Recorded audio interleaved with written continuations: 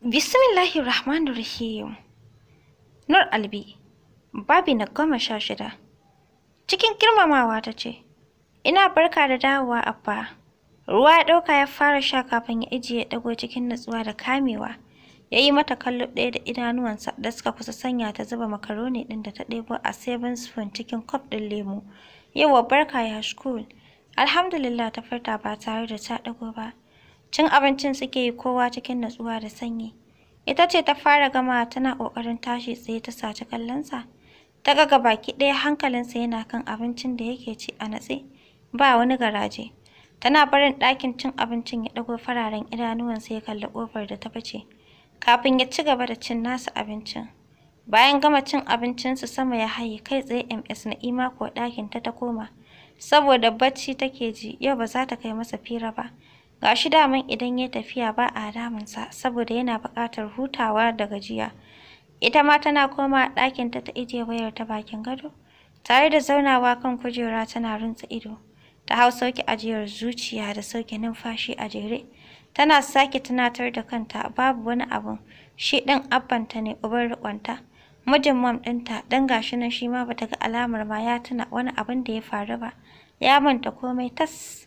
Da haka ta sake ba wa kanta damar manta komai. Ta tashi ta yi brush ta dawo ta yi cleansing fuskarta. Ta kwanta tare da ɗaukar wayarta ta fara chatting hankalinta kwance. Washegari ƙarfe 10 ta shirya ta fito zuwa school. Sanye da riga da wandon amanis na mata black. Ta sanya wasu waist takalmi masu tudu. Bayan wani irin ƙamshi mai daɗin gaske da take yi. Kai tsaye kicin ta nufa ta ɗauko fresh milk ta sha da cake. Ta fito riƙe da apple ɗaya a hannunta ta nufi ɗakin Mom Na'ima da ke barci har lokacin. Ta yi mata good morning ta fito. A harabar gidan tana fitowa ta nufi motarta tana ƙoƙarin shiga. Sai ga Abdul ya shigo da motar turakin.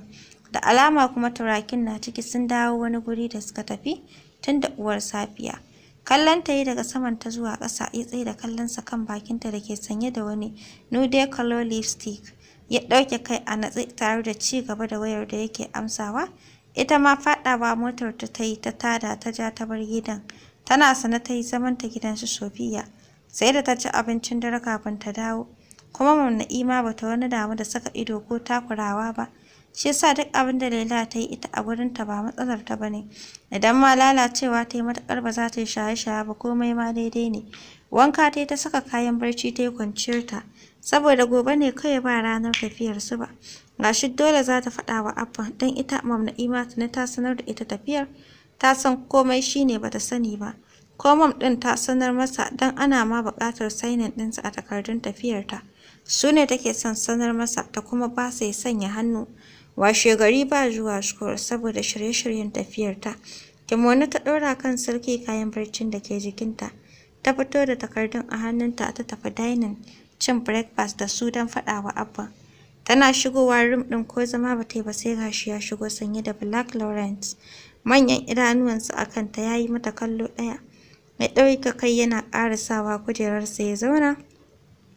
Zama ta ita ma tare da ijiye takardun gefe tana buɗe baki a natsa ta ce, "Good morning Abba." Wani kallon mai shegen rikitarwa ya ɗago ya yi mata. Ga shi kimono ɗinta a buɗe take, ga kayan baccinta masu santsi ne, ga ƙarin babu bara a jikinta. A hankali ta jiya ta saci kallon Mom Na'ima, wadda hankalinta na kan wayarta ko gaisuwar Lailan bata amsa ba, saboda hankalinta ga baki ɗaya da yake kan wayar.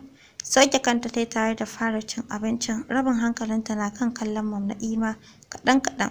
Suna gama sai da ya fita ya koma falonsa. Kafin suka fito tana bin bayan MS Na'ima ta bisa falonsa na sama. Mom Na'ima kuwa saboda yau duk fata da komai gabanta bayan lissafin waya da suke da su Hajiya Zinat, don haka bedroom ɗinta ta koma. Ajiyar zuciya da numfashi ta fara saukewa da ta isa bakin ƙofar shiga falon nasa. Kafin ta shiga da siririyar sallamarta, idanuwanta suka sauka a kansa. Yana zaune da iPad a hannunsa da alamar aiki zai yi. Ta ɗan sauke ido daga kallonsa, bugun zuciyarta na sauyawa. Ta hiɗiye yawu tana ƙoƙarin daidaita kanta. Duk da ba ƙaramin bugawa zuciyarta ta sauya ba. Kallo ɗaya ya yi mata daga samanta zuwa ƙasanta. Ya ɗauke idanuwansa yana mai da kan iPad ɗin hannunsa. Cikin kamewa ba tare da ya kuma kallonta ba ya ce, "Komai lafiya dai ko?" A hankali tana matso gabansa ta ijiye masa takardar hannunta tana cewa, I need your signature on this. Maganar tafiyar mu Florida ne program na school.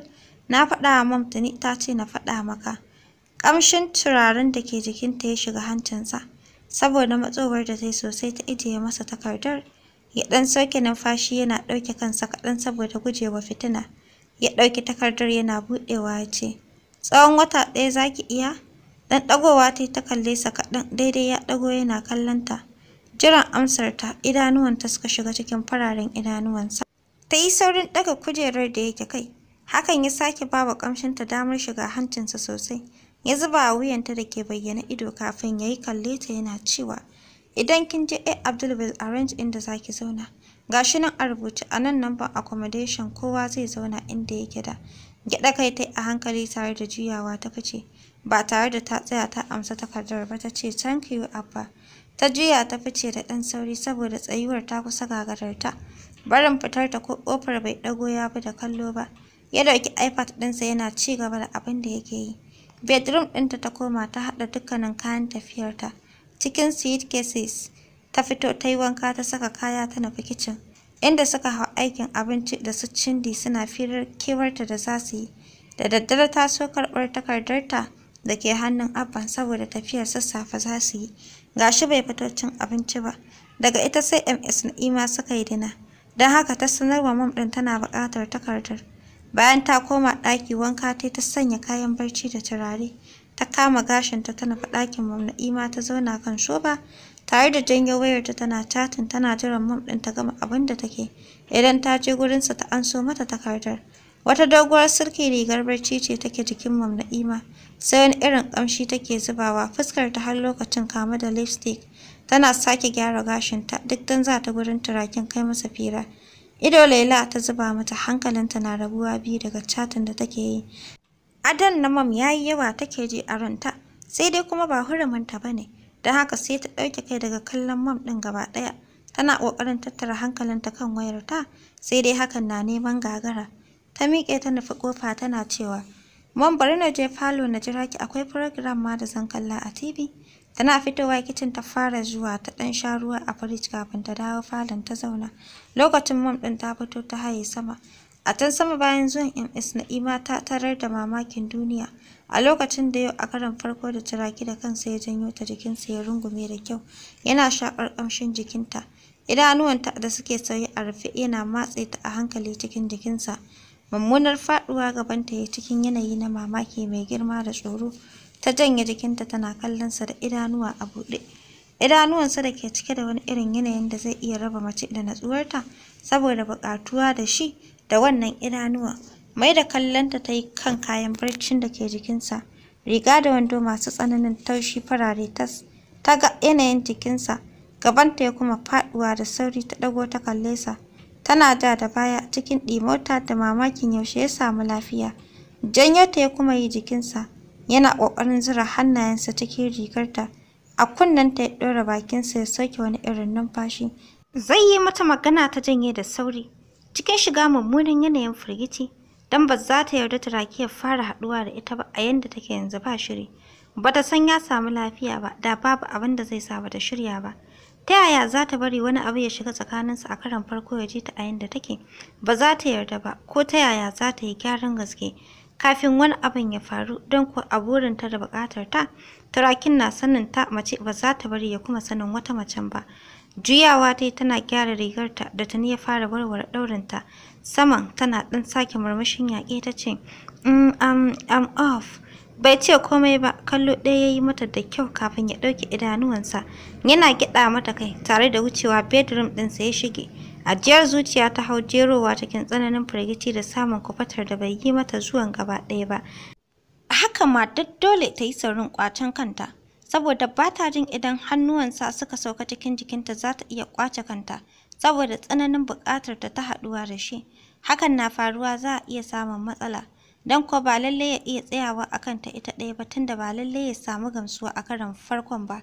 Da sauri ta juya ta fito ta sauko tana ƙoƙarin isa ɗaki ta kira Zinat. Ko da bala'i ta aiko mata da saƙon abubuwan da za ta buƙata don haɗa kanta tsaf cikin gaggawa. saboda komai zai iya faruwa yanzu tunda ya samu lafiya zai iya ƙara aure. Yanda ta sauko a rikice ko gabanta ba ta gani sosai, yasa ko ta kan Laila da ke jiranta ba ta bi ba ta nufi hanyar bedroom ɗinta. Laila da ke jiranta ta ga yadda ta sauko sai da gabanta ya mummunar faɗuwa. Ganin yanayinta ga rigarta ta saman a ɗan buɗe, ɗauke kallonta ta yi da sauri tana cewa, Mom, takardar fa. Bata tsaya ba tana shigewa bedroom ɗinta saboda natsuwarta daga baki ɗaya bata nan. Tana kan wayar da take tsananin buƙatar yi da Zinat ta ce, ki je ki ɗauko ta nan falon sama. Rufe ɗakinta ta yi da ƙarfi tana shigewa. Lailan ma yanda zuciyar take bugawa ya sa ba ta yi tunanin tsayawa ba. Ta nufi falon saman da zuciyar take ingiza ta ga zuwa ɗauko takardarta, duk da tana jin fargabar zuwa, don kada ta samu abin da zai hana zuciyar ta daina bugawa da ƙarfi.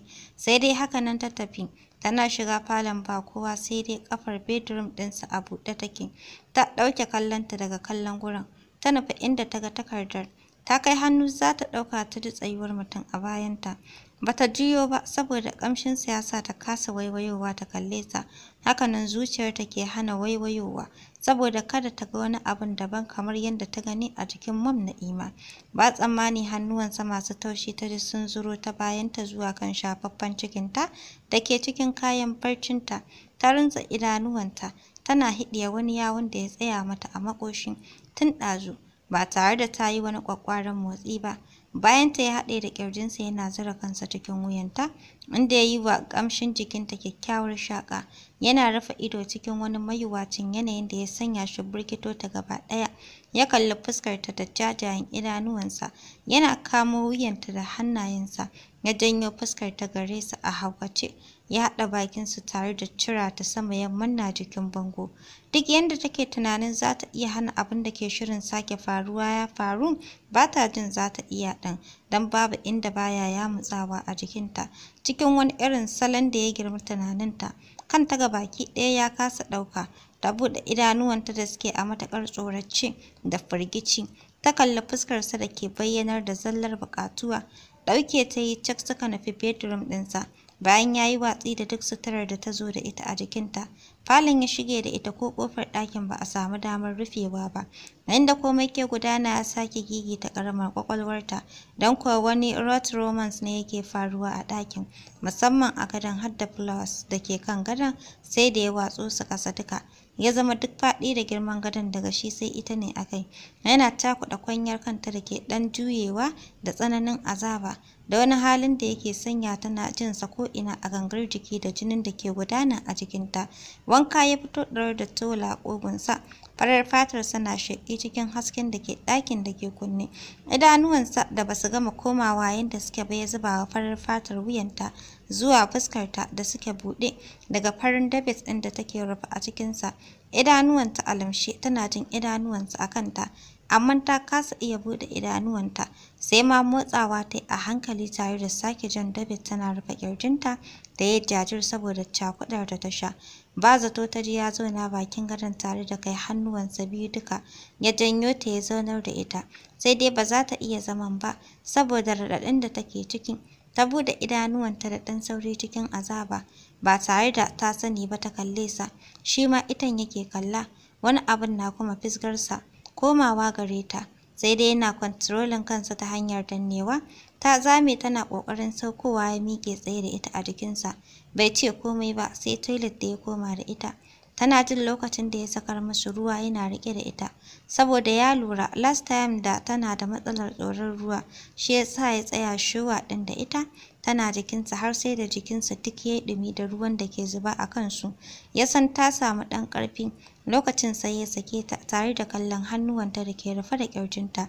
Ya ɗauke ido a kai tare da buɗe baki cikin wani irin sautin da ya kuma kashe kuzarinta ya ce, za ki iya da kanki?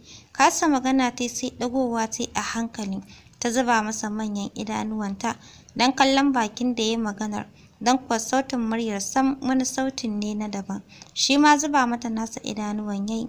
Tsananin kunya ta rufe ta. Ta sauke idanuwanta tana kiɗa kai a hankali cikin ƙarfin hali. Tana ji ya fice ta tara ruwan zafi cikin bathtub ta shige cikin.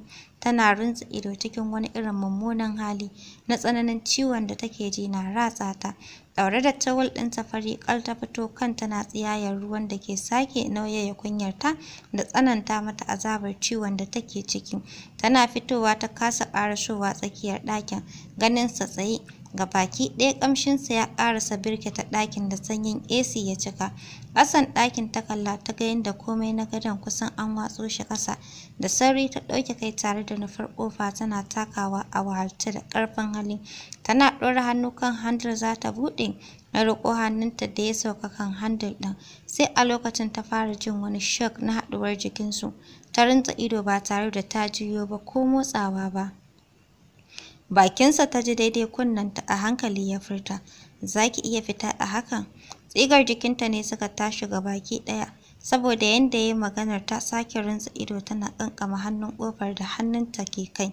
Buɗe ƙofar ɗakin yayi ya ja hannunta a hankali, ganin ba ta iya tafiya sosai har zuwa falon, inda kayanta suke watse. Ya ɗauko rigarta ya sanya mata, duk tana tsaye ba tare da ta iya motsawa ba ko ɗagowa. Sai da ya gama saka mata rigar akan towel ɗin ta ɗago a hankali ta kalle sa, idanuwansa na kanta. Zama jikinta ta yi daga nasa ta nufa ƙofa ta buɗe. Yana tsaye wurin yana kallon ta. Ganin yadda take tafiya da ƙyar sa shi takowa ya ɗauke ta cak. Fito da ita ba tare da la'akari da wani zai iya ganin su ba, ya kai ta har kan gadonta ya kwantar. Ya kalli fuskarta da ke sunkuye, ta ƙi ɗagowa su haɗa ido. Ya ja mata bargo ya juya ya bar ɗakin. Bayan fitarsa zamewa ta shige bargo tare da zuba a ƙofar da ya fita ido a ɗan wahalce. Dan take ta ji zazzaɓi mai ƙarfi na taso mata. Ta rufe idanuwa tana ƙarasa shigewa bargo. Da asuba da ƙyar ta iya tashi ta lallaɓa ta shiga toilet. Ta sake gasa kanta sosai da ruwan zafi. Kafin ta yi wanka ta fito ta yi sallah ta busar da kanta da handiraya. Da ƙyar ta shirya kanta cikin riga da wandon pencil jeans blue, ta saka blazer a kai da ƙaramin bel ta naɗa a kanta. Ta fito su cindi na janye da suitcase ɗinta, hannunta a handbag ɗinta ce kawai, sai black fararen sneaker da ke ƙafarta. Ti mai zafi sosai kawai ta sha da kek guda biyu. Ta nufi ɗakin MS Na'ima da ke ta waya tana jin kamar ma dole tana buƙatar zuwa Najeriya a gaggauce ta je ta dawo. Don haka har ban kwana tafiyar mom ɗin suka fito tare. Ta kawo mata takardarta da ta baro saman ta kalle ta. Lokacin da take ƙoƙarin shiga mota da wani sanyin sauti ta ce, "Mam, za ki sanar wa Abba mun wuce, saboda kafin ya fito lokacin tashinmu ya wuce."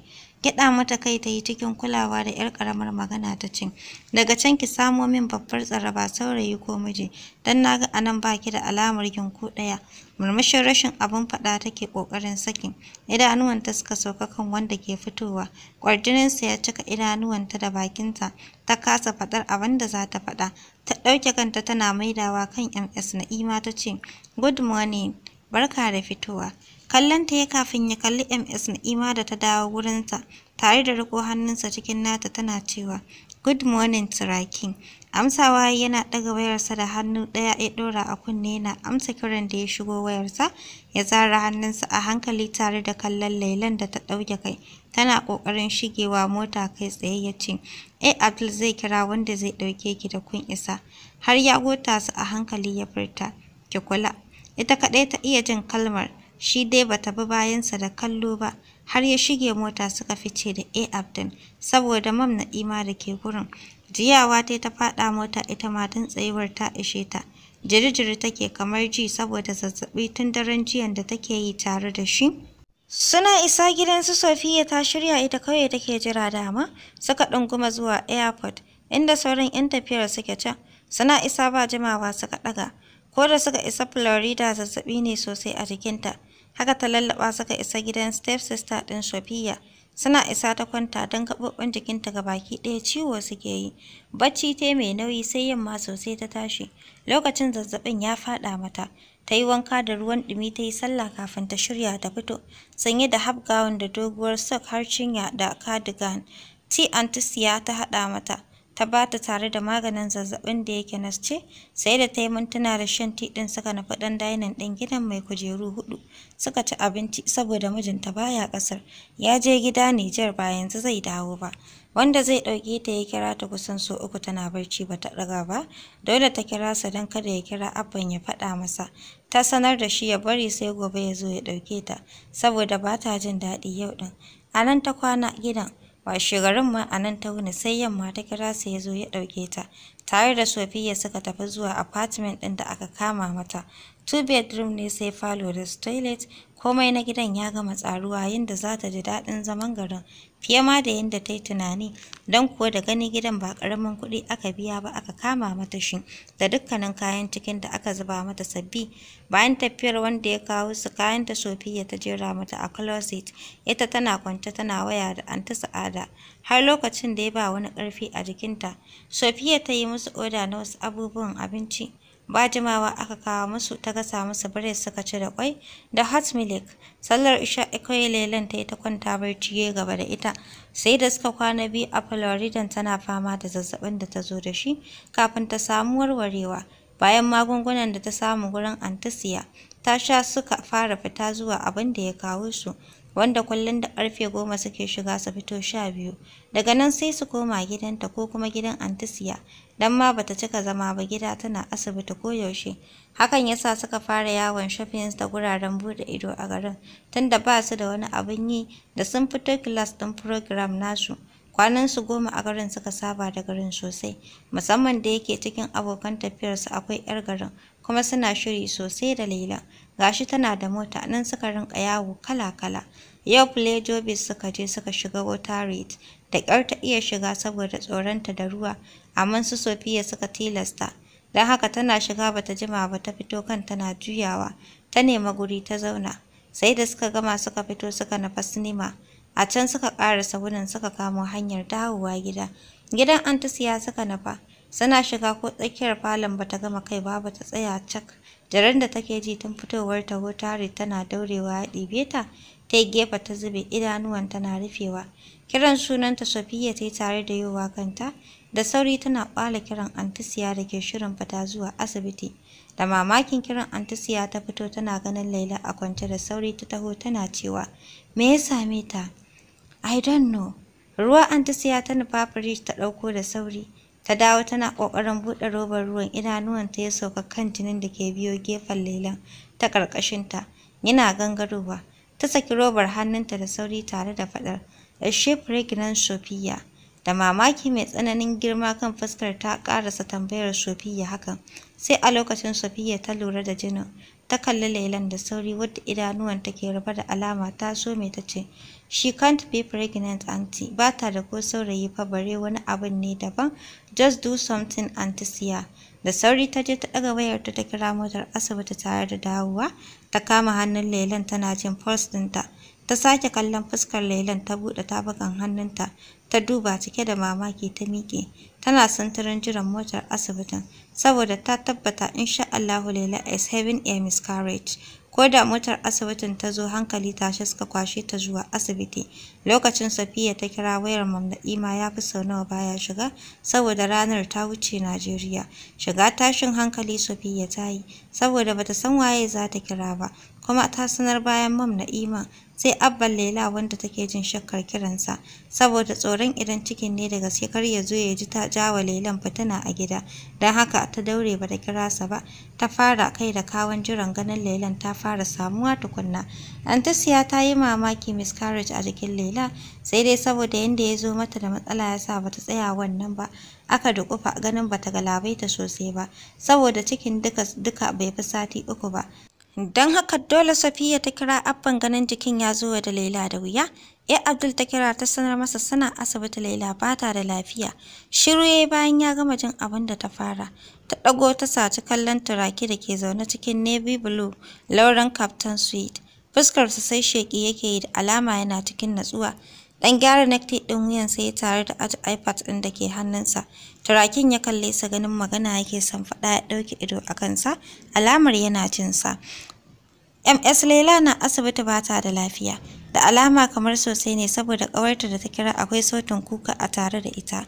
Dakatawa ya iya nan saboda ganin cak turakin ya tsaya daga sainin da yake a takardu ba tare da ya ɗago ba ya kalle sa. Shiru ya ratsa ofis ɗin kafin ya ɗago ya kalli Abdul da ke jiran umarnin abin yi. Kallon da ya yi masa ya sa shi gyaɗa kai yana cewa, zan yi bukin tiket yanzu. Juyawa ya fice da sauri yana fidda wayarsa. Take ya yi musu bukin tiket ɗin zuwa Florida. Ya koma ya tattara sauran ayyukan da ke disk na ofis ɗin turakin, ya yi kiliyarin school days ɗinsa na ranar gabaki ɗaya da ma na gobe. Ya dawo ya sanar wa turakin jirginsu nan da 3 hours zai tashi.